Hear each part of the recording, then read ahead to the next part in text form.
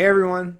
So I'm going to be reading this article, and once again, I usually don't get into trying to pit religions against religion because, yeah, like that's just not my thing. But I do understand that when you're seeing those who are your thought leaders, your opinion makers, or those who represent the political class, when I see out there, like it's not hard to recognize, right? When you see that, whether it's Justin Trudeau or Scheer, they're constantly popping up this thing where they're trying to associate or align with Muslims, right? And I guess it's predominantly for political purposes, right, to get them on board to support in their particular party. But what we're seeing today is while they're carrying favor and try to entice these Muslims or these particular identity groups or this religious identity group, they seem to be more than willing to completely ignore and avoid dealing with Christians.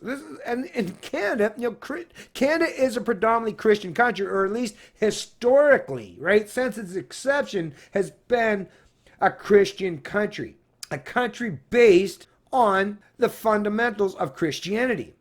That's just a reality. Whether you like it or not, like I say, I'm not saying I'm for or against. I'm just saying that is a reality. That's a fact. Now, I will admit, yes, I come from a family of Christians, and I would even consider myself to be a Christian, although my relationship with God isn't anything handed down to me by a church leader or an organized religious institution. My relationship with God it's personal. It's an individual relationship with God, and I don't go to any particular church or choose to be aligned with any particular domination of Christianity. My family, in terms of Christianity, would have been Protestant, but that is not a representation of me today in 2019. Me today, as much as like I have a tremendous amount of respect and admiration for some of those great people, like I said, my grandmother's one of them. Like she is a person that, listen, there's things I could point out to her that's like, yeah, some of the things as far as what she believes from the Bible, okay, like, yeah, I'll try to point out errors in her ways in that aspect. But this is a woman that has amazing moral values that she doesn't just possess, but makes that a reality of her everyday living. And she has as long as I've been alive. So I embrace and I accept that, some of the religious teachings, and like I said, I'm not even saying that you might not be able to get that from some other religions, as long as you're willing to reject some of the bullshit, right? That's the thing. You have to have a critical mind in reality if you want to accept or adopt any kind of forms of mysticism or things that are based on storytelling in regards to morals or ethics. You have to be able to weed through the bad stuff and things that are entrenched on just ideological dogma and just take and embrace the things that are positive and beneficial, not just to you or for you, but for everyone else around you. And you've seen when that happens. You've seen that take place, and you see how well that works. But why in Canada today, like I say, a country built and based upon Christianity predominantly, why are we seeing today that pretty much everyone in the established political parties are now catering or trying to carry favor with alternative or other religious institutions or groups? That doesn't make any sense. Like, that's, to me, if you're going to get to the point where it's separation of church and state, which I say we should separate individuals from both the church and the state, right? That's ultimately what I would like to see as a libertarian. But even under the pretense of separation of church and state, well, then the religious leaders or your thought leaders shouldn't be out there clamoring or catering to one particular religious institution or group.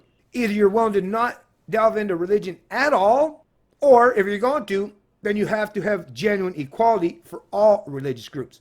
But you're not seeing that today. You're seeing most of those in the established media or those in the established political parties in this country, like I say, they're more than willing to forgo anything that Christians stand for. I mean, let's just point out abortion for one. Every Christian that stands in defense of the life of an unborn child, well, you know how they're treated today.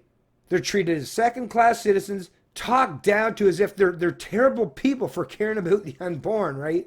Or tiny little people that are grown inside of a mother's womb. That's, even if you don't agree with their stance per se, I mean, to point out or suggest that these people are bad because they're standing in defense of those who can't defend themselves, to me, that's terrible. Like I said, I don't actually agree with everything, and I don't believe that abortion should be fully illegal so that it's not allowed or afforded to anyone. Like I say, there should be some common ground that we should be able to meet somewhere in the middle, or find some way where people that may very well have a viable and genuine reason for why they would choose to go in or have an abortion. Like, that's the thing. It shouldn't be a one size fits all. That's the beautiful thing about individual liberty and respecting people's individual sovereignty.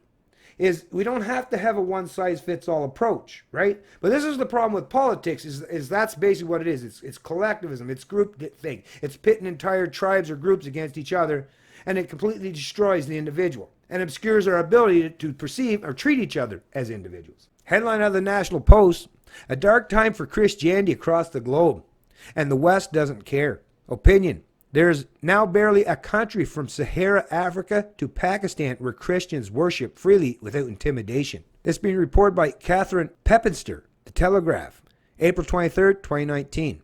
The death and destruction in Sri Lanka was particularly shocking given that it took place on Easter Sunday, the holiest feast of the Christian year. However, it was also horribly familiar, for we are now living through an unprecedented era of Christian persecution.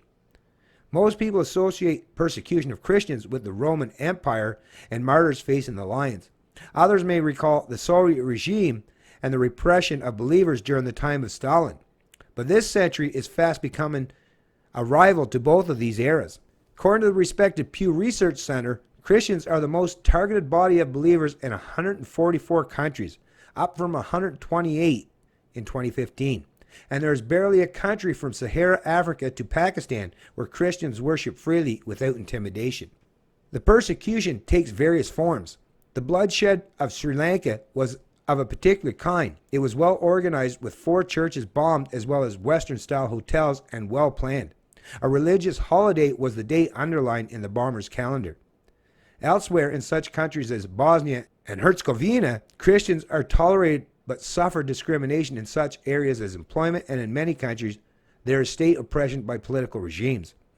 The future of Christianity is particularly grim in the North Africa and the Middle East, the very cradle of Christianity. In Egypt, the Copts, who belong to one of the most ancient Christian traditions, have been targeted over and over again after centuries of living peacefully with their Muslim neighbors. In January in Libya, a mass grave was found containing 34 Ethiopian Christians killed by Islamic State fighters. The destruction of Christianity in Iraq after Islamist groups emerged in the wake of the war in 2003 has been so overwhelming that there are barely any Christians left in cities like Mosul. Yet it is further east in Asia where persecution is at its worst, according to a report from the Open Doors organization earlier this year. As in the Middle East, the assailants are often members of other religions, such as Hindus in India and Muslims in Pakistan. Its forms include terrorist atrocities, but also grave harassment, such as in Pakistan, where Asia Bibi spent 8 years on death row for blasphemy. In China, the communist political regime is responsible for oppression akin to that within the USSR. The government attempts to monitor and control the practice of religion through the state-sanctioned patriotic Catholic and patriotic Protestant churches. Most of the country's 100 million Christians belong to unregistered churches, which are regularly closed down and members detained in camps. So anyways, folks, like I say, well, statism is a religion. So in reality, what you're talking about today, whether it's Islam, Christianity, or governments, right? The government of Pakistan, whether they're fully entrenched into a particular faith or religion, or they've created their own faith and religion, which is just the representation of statism, they're all ideologues, and ideologues, they have that groupthink and that in-group preference.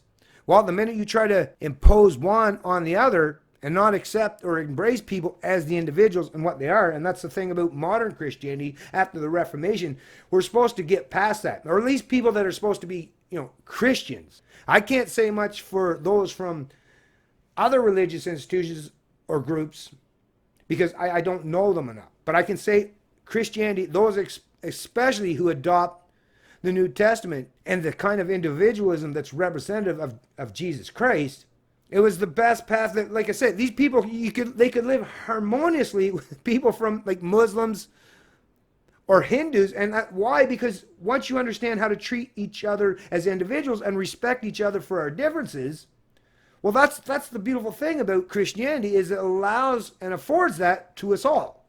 You can have your own internal faith and your own internal dialogue and how you want to practice your faith as far as in your own personal realm. When you're dealing with people socially or economically, well, you got to put that stuff aside, right? But in your own personal faith, in your own personal family or what you do, as long as you're willing to accept the fact that there are variances and people that will do things differently, as long as you openly embrace that, well, that's the recipe for harmonious and peaceful coexistence. Collectivism, authoritarianism, or pitting groups against the other, or causing division and hatred, well, that's a recipe for disaster, as we're seeing today. And today, it's the Christians that are now taking the brunt or suffering the brunt of all that division. Not to suggest that other religious groups aren't suffering as well, but yes, we do have to stand up and recognize, and as someone that, like I say, comes from a heritage and history of Christianity, yes, I'm not going to just defend people for the sake of sharing the same particular religion. I treat people as individuals, but I will stand in defense of those who embrace the moral teachings of Christianity that respects each other as sovereign individuals. And why wouldn't I? As a libertarian, even if you take religion out of the realm completely, I still hold to be a great moral position and an ethical way to deal with other people and to treat others. It's always worked good for me, and I expect it will going forward. It's Canadian Libertarian, and I love liberty.